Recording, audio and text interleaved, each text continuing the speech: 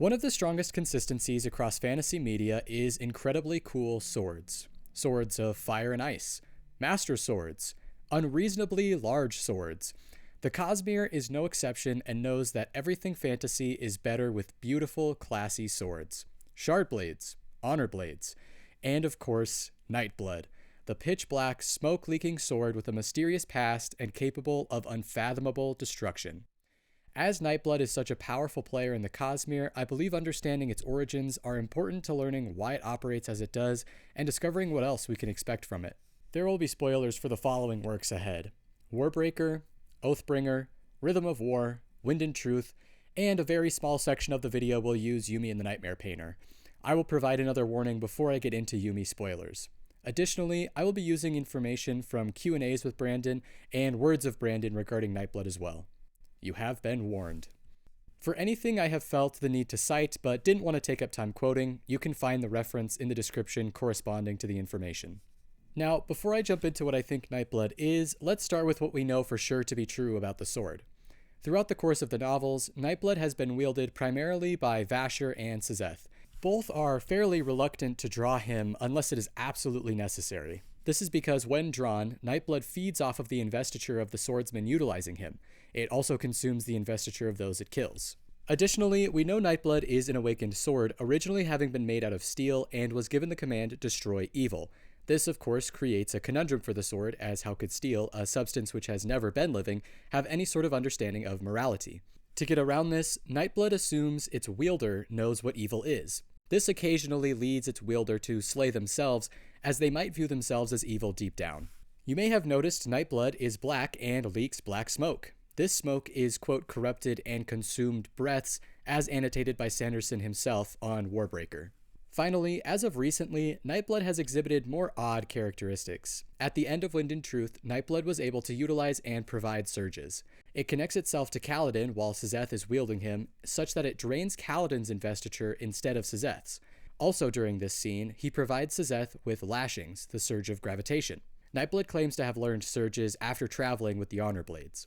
As for Nightblood's in-universe classifications, we know some important details, the most prominent being that Nightblood is not mistaken for a shard blade, but actually is one. Alright, now that we have a full grasp on what we know for sure to be true about Nightblood, I wanted to point out some interesting details again. Firstly, Nightblood requires a power source. While he is unsheathed, he must be actively drawing investiture from somewhere, most often the person utilizing him and those he slays, though we have also seen him draw investiture from nearby beings, such as in the end of Wind and Truth. This is an odd characteristic of a shard blade. No other shard blade, honor blade, or even Azur's blade must be powered in this manner. This is a unique characteristic to Nightblood. Secondly, Sanderson claims Nightblood is leaking corrupt breaths. During the Oathbringer's San Francisco signing in 2017, First Selector asked, "Does red in the Cosmere signify one shard co-opting or corrupting another shard's magic?" Sanderson simply responded, "Yes." As clearly stated, red signifies corruption in the Cosmere, and more specifically, corruption via other shardic influence. We see this through the course of the Stormlight Archive, with Sajah Not's corruption of Spren as she mixes their cultivation and honor origins with a bit of odium.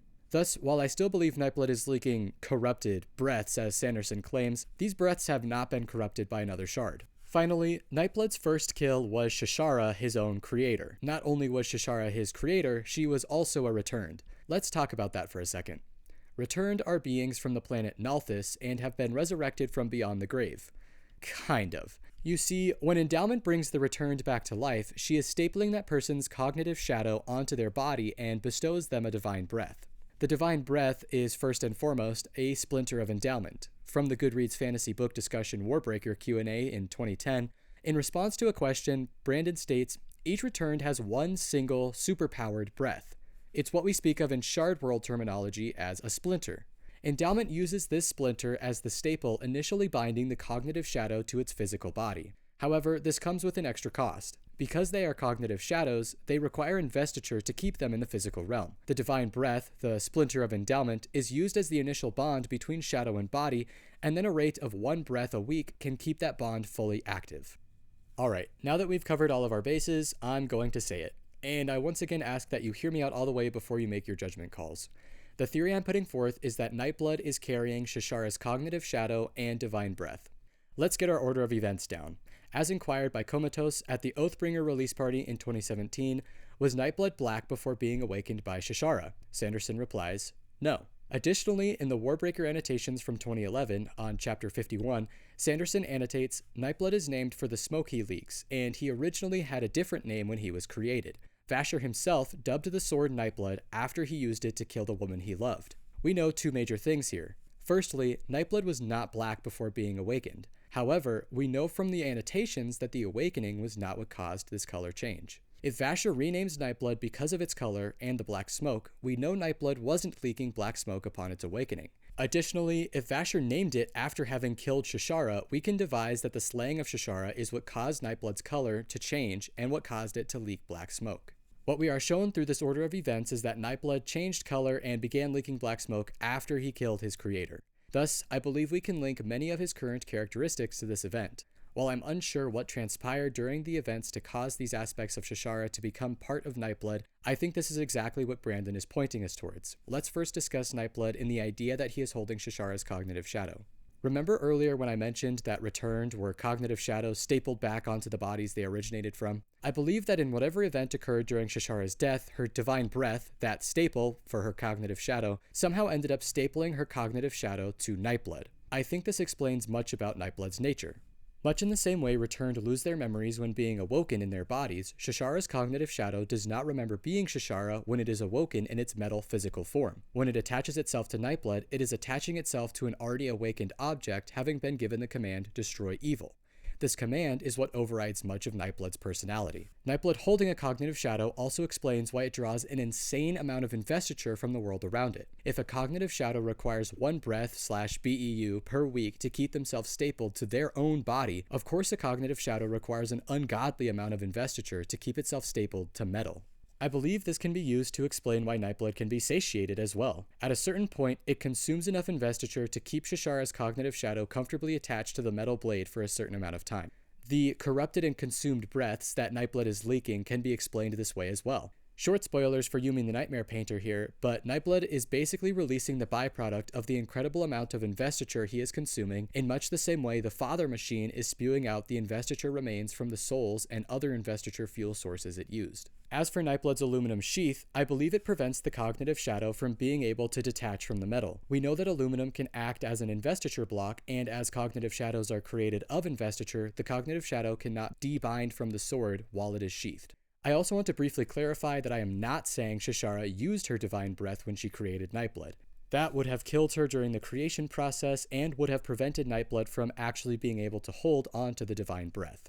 Moving on, let's discuss the idea of Nightblood holding the divine breath, which, if you'll recall, is a splinter of endowment. As I mentioned earlier, Nightblood is a shard blade. The shard blades native to Roshar are fashioned as alloys of honor and cultivation's god metals. While being constructed of god metal may not be the case for all shard blades, and I'll address that statement later, I wonder if Nightblood is. To quickly review how he was created, we know that Nightblood is awakened steel, but isn't necessarily anymore. During the YouTube spoiler stream number 4 in 2022, Kale the Adventurer asks, did Nightblood's awakening transform him into a god metal? Sanderson hesitantly responds, yes, you could say that, then later furthers his response saying, you can argue that Nightblood is a god metal. Is he? You could argue otherwise as well. How about that? In this instance, he brings up that you can both argue Nightblood is and isn't a god metal. This can be explained as his state in being a splinter of endowment. He is invested enough directly by endowment in being a splinter of her to effectively have become her god metal. In my opinion, I believe he has become of her god metal. However, I think the argument comes in that he may not be a god metal because most god metals are created directly from the essence of the god they belong to. Honor blades were formed directly from honor, and other Rosharan shard blades are physical manifestations of radiant spren. He exists in a pseudo-god metal state simply because he doesn't originate directly from endowment or something like her own spren, which I'm not sure if she has or not. Regardless, this leaves Nightblood in a pseudo-god metal state in which he is practically a god metal and can be classified as a shard blade. Next, something that has been bothering me since I finished Wind and Truth is why Nightblood is able to provide surges to Sazeth since he supposedly learned them from the Honor Blades. Yes, Nightblood was fashioned after them, but had previously been unable to or was too ignorant to provide surges. I think this can also be explained through him holding Shashara's divine breath and being a splinter of endowment. We know that Honor fashioned the Honor Blades for the Heralds, and they are pieces of investiture which provide access to his essence. As I believe Nightblood to effectively be a sentient splinter of endowment, he would be, in a complicated manner, fashioned after her investiture with access to her essence. We know that having access to the powers of honor and cultivation means being able to utilize surges, but these powers are never associated with endowment. How does being her splinter mean he can use surges? Well, Nightblood didn't know that he was capable of providing surges, and he learned how to by conversing with the Honor Blades. These Honor Blades, having direct access to Honor's essence, allows them to give such power.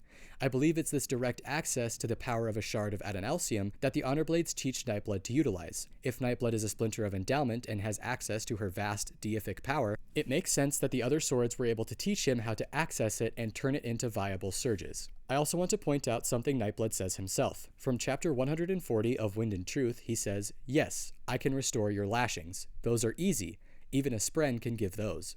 While Nightblood may just be insulting Spren here, I believe he understands himself to be more invested than even a Spren, capable of providing surges on at least the same level as the Honor Blades, in the sense that he doesn't require a Nahel bond and can provide the surges by nature of being held. And short clarifying tangent here, I am not claiming the Honor Blades to be splinters of honor. I believe they are made directly from his essence. I am claiming that Nightblood is a splinter of endowment and is thus probably innately more invested than the Shard Blades and has access to endowment's essence, much like the Honor Blades have direct access to Honor's essence. Storms. That was a lot of citing my sources and arguing my case. Let me sum up my theory to you thus far. When Nightblood was awakened as a steel sword, he originally went by a different name. In a manner that I'm not sure of, during Vasher's murder of Shashara, Nightblood absorbs both Shashara's cognitive shadow and divine breath. Because her cognitive shadow is now stapled to metal instead of an actual body, it requires constant investiture to remain in the physical realm as the sword, and is why it draws investiture from its wielder. The divine breath that Nightblood is housing makes it a splinter of endowment. This gives it the properties of becoming a pseudo-god metal, classifies it as a shard blade, and gives it access to surges. This divine breath also acts as the initial staple binding Shashara's cognitive shadow to the sword, just as it acted in binding her to her own body when she initially returned. All of this, of course, leads us to question how Nightblood measures up against Azur's blade, and if Azur's blade is able to disprove my own theory. Firstly, Azur's blade has proved to be, at least in part, cognizant. It is capable of investigating the person who is drawing it from its sheath. In addition, Azur's blade is in fact a shard blade. During the Calamity Austin signing in 2016, Brandon was asked, "You've said shard blades can be made in other magic systems. So if it's not like a shard blade from Roshar, what makes it a shard blade?" Sanderson responded, "The shard refers to the heavy investiture of a shard of Adonalsium. Most of what you'll see are the Roshar ones, but it is technically possible to make them out of other magic systems. It's going to be a heavily infested magical weapon, is kind of how I would define it." From what we see from Azur's blade, I believe it matches Sanderson's definition. The blade slices straight through other people, leaving them colorless, and is definitely a very highly invested weapon. Azur also claims to have sliced through solid rock using the blade, again showing it is most definitely a shard blade. So what gives? I want to begin by tackling the sword's sentience. While Nightblood is capable of speaking in full sentences to those who have never even drawn him from his sheath, such as Dalinar, it seems Azur's blade has a much more primitive sort of sentience. When I read that the sword is investigating Borea, it sounds a lot like how a dog might sniff someone new. Yes, Azur's blade has some sentience, but not nearly on the level of Nightblood, who speaks fully to those around him, even those who aren't currently holding him. I attribute this to Nightblood holding a cognitive shadow.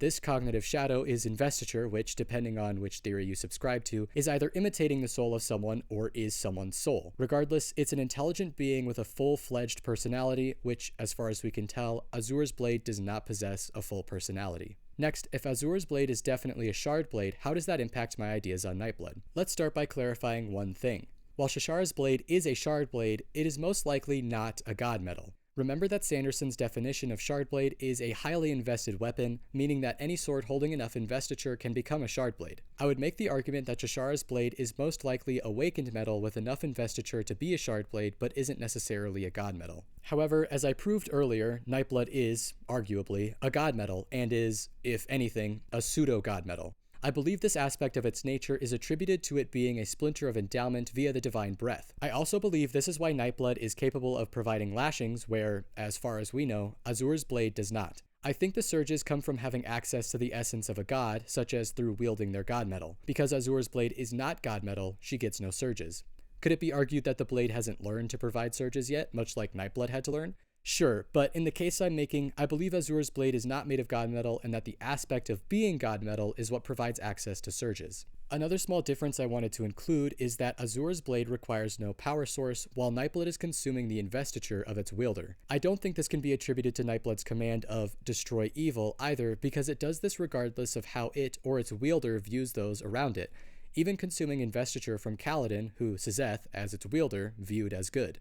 There are always other arguments to be made as well. Perhaps Nightblood is different from Azur's blade simply because it was made out of a different elementically viable metal instead of steel, or was awakened with a different intent or command. These are fine stances to take.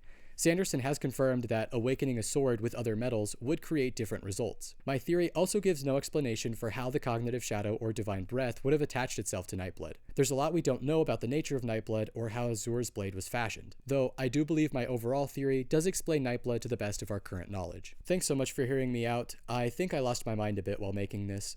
I must admit, I know that this isn't perfect, but I thought it offered plenty of solid explanations for Nightblood's nature. If you disagree with me or agree with me, let me know in the comments below.